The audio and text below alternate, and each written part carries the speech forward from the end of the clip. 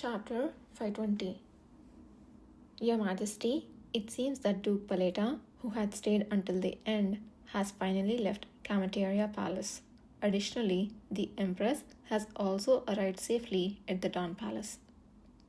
Is that so? After the party had ended and all the visitors had left the Cantamaria Palace, Emperor Calusa was in his own residence, the Sun Palace.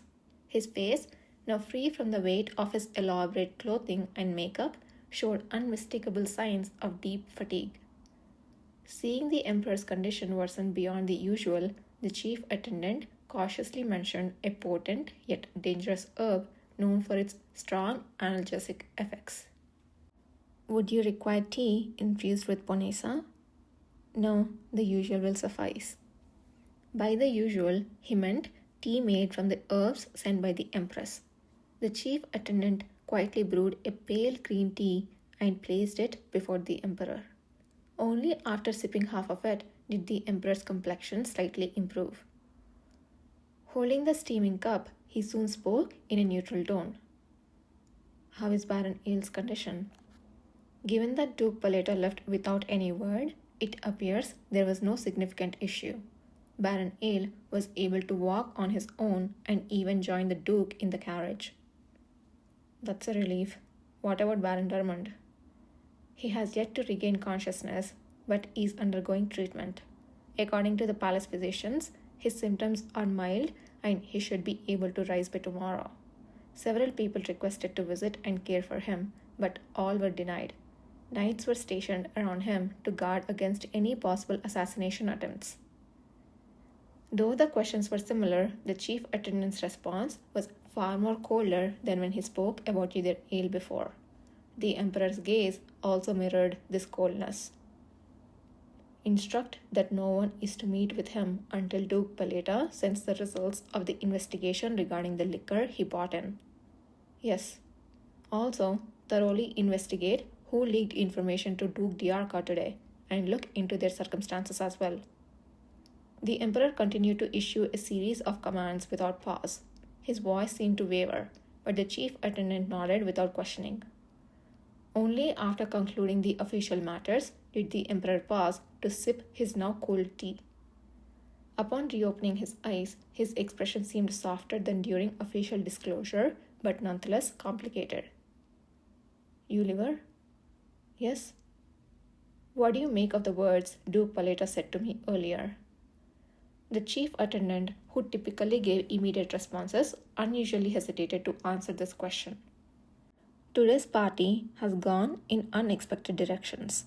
Duke Paleta was scheduled to display his bill alongside the cavalry on behalf of the emperor. That had happened, but the way it unfolded puzzled everyone. No one had foreseen the dance between Duke Paleta and either Aile. The cavalry had moved as though they had been waiting for this cue. Both the aristocrats led by the Duke Diarca and the emperor himself were shocked by the actions of his brother and his assistant.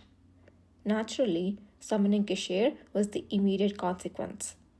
Entering boldly as if expecting the emperor's summons, the handsome man in a black formal suit faced him and calmly stated, I had already informed you about this matter when we last met, Your Majesty. You granted me complete authority over all the matters related to the Awakener. I deemed this the most appropriate time to exercise that authority. Kishir had told the emperor that he had no intention of dismissing the recent scandal about him in the West as mere gossip. The emperor was not entirely convinced when Kishir mentioned using the rumors to change the fate of Awakeners with the second gender, but he suspected that Kishir had a plan. However, he had not expected Kishir to act so quickly and in this particular manner. The emperor's younger sibling, Kishir Laor, was an awakener with a second gender. Since the second gender was, after all, not significantly different from the first, there was little one could say against Kishir's actions. There was still no formal law concerning those with the second gender. While he was taken aback, the emperor understood what loophole Kishir was trying to exploit and what he hoped to gain by doing so. This realization only complicated his emotions further. In the end, the only thing the emperor could say was, "Did you say it wouldn't harm me, the empire, or your assistant?" "My intentions then and now have not changed," Kishir responded. The brazen gleam in his sibling's eyes was unexpectedly filled with sincere seriousness. A certain emotion carried within those eyes left the observer at a loss for words. In the moment, the emperor found himself taken aback by an emotion he had not expected from Kishir. The empress, who had been sitting at a distance, stepped forward. "Do you intend to attend such functions with other second-gendered awakeners in the future?" "To give you a precise answer, yes and no," Kishir answered smoothly. "I only intend to attend with Idir Ale after today." The emperor felt dizzy. The faces of Idir Ale, whom he had recently met at a dinner, and the rumors about his sibling began to intermingle in his mind. Kishir had often played the part of a harmless, eccentric individual to avoid seeming threatening to others. But that was merely an act. The brother, the emperor knew, was extremely pleasant and considerate, but also very strategic and patient, a person not even he could fully trust. Kishir also knew very well how to make use of rumors surrounding him. While normal nobles or imperial members would have already engaged or married for various reasons, he never once lamented his own forbidden engagements or marriages due to his reputation and the political climate. Therefore, the emperor had never thought he would see the day when Kishir would have a woman at his side, and he didn't take the recent rumors too seriously. But what was that look in his eyes? The emperor swallowed a slow groan, belatedly realizing he should have found it more strange that his sibling was rumored to be involved with a man for the first time. As for Idir Ale, the young man who had received the highest award today and seemed to have a bright future ahead of him, the emperor harbored genuinely good feelings. He was an extraordinary talent who possessed an uncommon combination of politeness, caution, and unwavering belief difficult to associate with a commoner's upbringing. Moreover, he was someone who was seeking ways to help the emperor's situation, something he had nearly given up on himself. While he had pushed them away to prevent making their efforts futile, it did not mean he was not surprised. If the person accompanying him was anyone other than Kishir, the emperor would have definitely considered putting him under his wing for greater tasks. But for such a person to be dancing with my brother, that is a matter that surpasses mere fondness. Especially under the current circumstances where the emperor, with his increasingly frail body, has decided to change the environment surrounding Kishir as much as possible. At that moment, shocking news arrived that Idir Ale was having a confrontation with Duke Diarca at the party, rendering him speechless.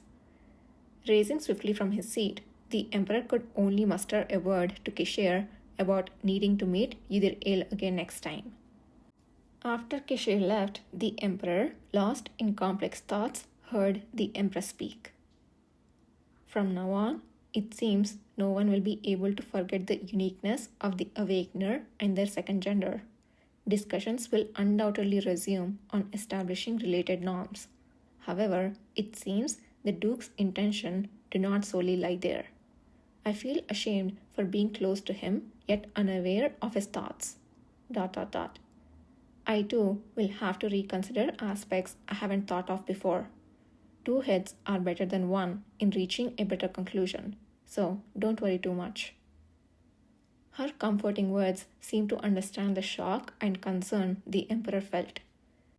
Swallowing the rising pain and sentimentality in his chest, the emperor nodded quietly. "My apologies, but as your servant, I only consider matters that won't cause you concern."